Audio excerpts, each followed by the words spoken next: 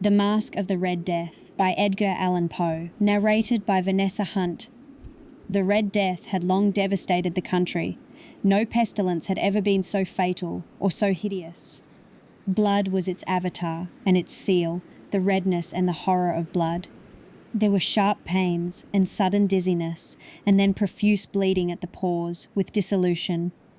The scarlet stains upon the body, and especially upon the face of the victim, were the pest ban which shut him out from the aid and from the sympathy of his fellow men. And the whole seizure, progress, and termination of the disease were the incidents of half an hour.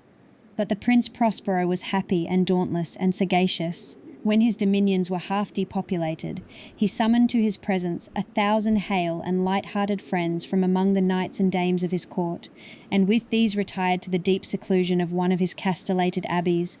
This was an extensive and magnificent structure, the creation of the prince's own eccentric yet august taste. A strong and lofty wall girdled it in. This wall had gates of iron. The courtiers, having entered, brought furnaces and massy hammers and welded the bolts. They resolved to leave means neither of ingress nor egress to the sudden impulses of despair or of frenzy from within. The abbey was amply provisioned. With such precautions, the courtiers might bid defiance to contagion. The external world could take care of itself. In the meantime, it was folly to grieve, or to think. The prince had provided all the appliances of pleasure. There were buffoons, there were improvisatory, there were ballet dancers, there were musicians, there was beauty, there was wine. All these and security were within. Without was the Red Death. It was towards the close of the 5th or 6th month of his seclusion, and while the pestilence raged most furiously abroad, that the Prince Prospero entertained his 1,000 friends at a masked ball of the most unusual magnificence.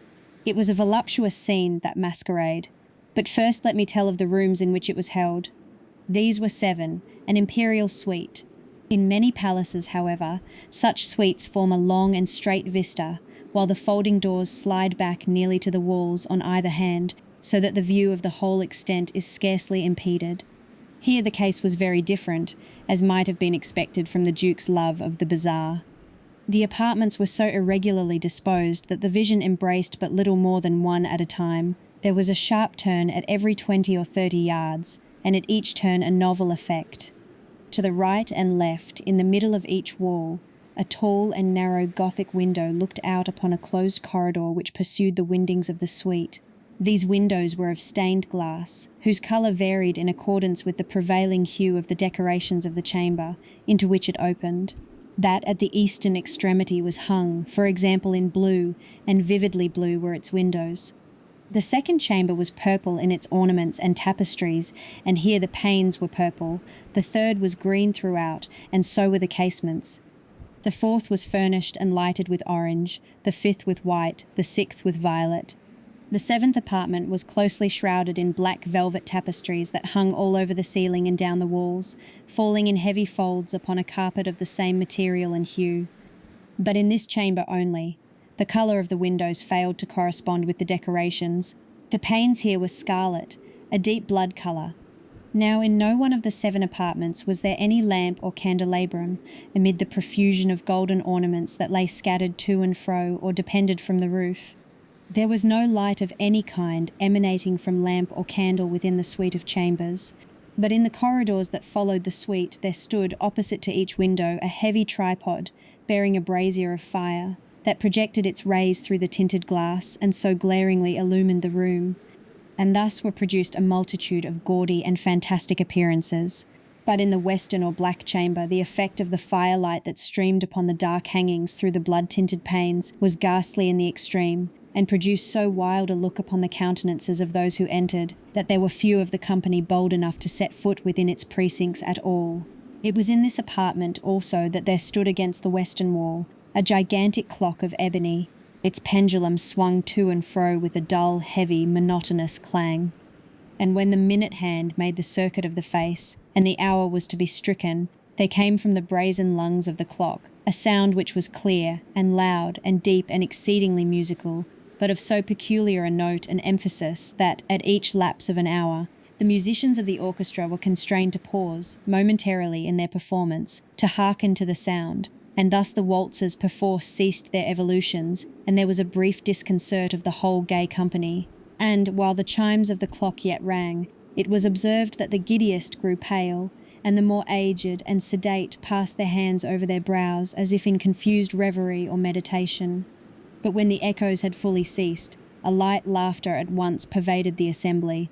The musicians looked at each other and smiled, as if at their own nervousness and folly, and made whispering vows, each to the other, that the next chiming of the clock should produce in them no similar emotion. And then, after the lapse of 60 minutes, which embraced 3,600 seconds of the time that flies, there came yet another chiming of the clock, and then with the same disconcert and tremulousness and meditation as before. But, in spite of these things, it was a gay and magnificent revel. The tastes of the Duke were peculiar. He had a fine eye for colours and effects. He disregarded the decora of mere fashion. His plans were bold and fiery, and his conceptions glowed with barbaric lustre. There are some who would have thought him mad. His followers felt that he was not. It was necessary to hear and see and touch him to be sure that he was not. He had directed in great part the movable embellishments of the 7 chambers, upon occasion of this great fete, and it was his own guiding taste which had given character to the masqueraders. Be sure they were grotesque. There were much glare and glitter and piquancy and phantasm, much of what has been since seen in Hernani. There were arabesque figures with unsuited limbs and appointments. There were delirious fancies such as the madman fashions. There were much of the beautiful, much of the wanton, much of the bizarre, something of the terrible, and not a little of that which might have excited disgust. To and fro in the 7 chambers there stalked, in fact, a multitude of dreams. And these, the dreams, writhed in and about, taking hue from the rooms, and causing the wild music of the orchestra to seem as the echo of their steps. And anon there strikes the ebony clock which stands in the hall of the velvet. And then, for a moment, all is still, and all is silent save the voice of the clock. The dreams are stiff frozen as they stand, but the echoes of the chime die away. They have endured but an instant, and a light, half-subdued laughter floats after them as they depart. And now again the music swells, and the dreams live, and writhe to and fro more merrily than ever, taking hue from the many-tinted windows through which stream the rays from the tripods. But to the chamber which lies most westwardly of the 7, there are now none of the maskers who venture, for the night is waning away, and there flows a ruddier light through the blood-coloured panes, and the blackness of the sable drapery appalls. And to him whose foot falls upon the sable carpet, there comes from the near clock of ebony a muffled peal more solemnly emphatic than any which reaches their ears, who indulged in the more remote gaieties of the other apartments. But these other apartments were densely crowded, and in them beat feverishly the heart of life, and the revel went whirlingly on, until at length there commenced the sounding of midnight upon the clock. And then the music ceased, as I have told, and the evolutions of the waltzers were quieted, and there was an uneasy cessation of all things as before. But now there were 12 strokes to be sounded by the bell of the clock, and thus it happened, perhaps, that more of thought crept, with more of time, into the meditations of the thoughtful among those who revelled. And thus, too, it happened, perhaps, that before the last echoes of the last chime had utterly sunk into silence, there were many individuals in the crowd who had found leisure to become aware of the presence of a masked figure, which had arrested the attention of no single individual before. And the rumour of this new presence having spread itself whisperingly around, there arose at length from the whole company a buzz, or murmur, expressive of disapprobation and surprise, then, finally, of terror, of horror, and of disgust.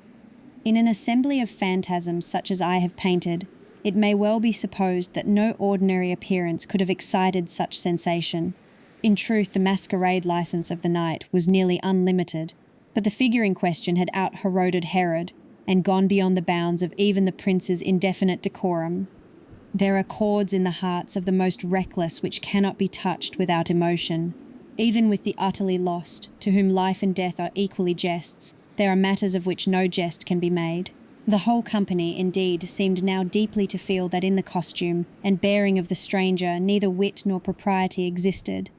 The figure was tall and gaunt, and shrouded from head to foot in the habiliments of the grave. The mask which concealed the visage was made so nearly to resemble the countenance of a stiffened corpse, that the closest scrutiny must have had difficulty in detecting the cheat, And yet all this might have been endured, if not approved, by the mad revellers around. But the mummer had gone so far as to assume the type of the Red Death. His vesture was dabbled in blood, and his broad brow, with all the features of the face, was besprinkled with the scarlet horror. When the eyes of the Prince Prospero fell upon this spectral image, which with a slow and solemn movement, as if more fully to sustain its role, stalked to and fro among the waltzers, he was seen to be convulsed, in the first moment with a strong shudder, either of terror or distaste, but, in the next, his brow reddened with rage.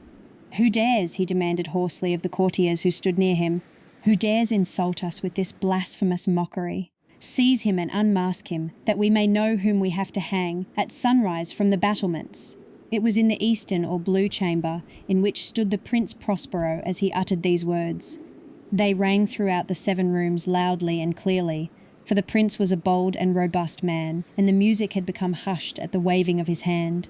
It was in the blue room where stood the prince, with a group of pale courtiers by his side. At first, as he spoke, there was a slight rushing movement of this group in the direction of the intruder, who at the moment was also near at hand, and now with deliberate and stately step made closer approach to the speaker. But from a certain nameless awe with which the mad assumptions of the mummer had inspired the whole party, there were found none who put forth hand to seize him, so that unimpeded he passed within a yard of the prince's person, and while the vast assembly, as if with one impulse, shrank from the centres of the rooms to the walls, he made his way uninterruptedly, but with the same solemn and measured step which had distinguished him from the first, through the blue chamber to the purple, through the purple to the green, through the green to the orange, through this again to the white, and even thence to the violet. Here a decided movement had been made to arrest him. It was then, however, that the Prince Prospero, maddening with rage and the shame of his own momentary cowardice, rushed hurriedly through the 6 chambers, while none followed him on account of a deadly terror that had seized upon all. He bore aloft a drawn dagger, and had approached in rapid impetuosity to within 3 or 4 feet of the retreating figure, when the latter, having attained the extremity of the velvet apartment, turned suddenly and confronted his pursuer. There was a sharp cry, and the dagger dropped gleaming upon the sable carpet, upon which, instantly afterwards, fell prostrate in death the Prince Prospero. Then, summoning the wild courage of despair, a throng of the revellers at once threw themselves into the black apartment, and seizing the mummer, whose tall figure stood erect and motionless within the shadow of the ebony clock, gasped in unutterable horror at finding the grave cerements and corpse-like masque, which they handled with so violent a rudeness, untenanted by any tangible form. And now was acknowledged the presence of the Red Death. He had come like a thief in the night, and one by one dropped the revellers in the blood-bedewed halls of their revel, and died each in the despairing posture of his fall. And the life of the ebony clock went out with that of the last of the gay, and the flames of the tripods expired, and darkness and decay and the Red Death held illimitable dominion over all.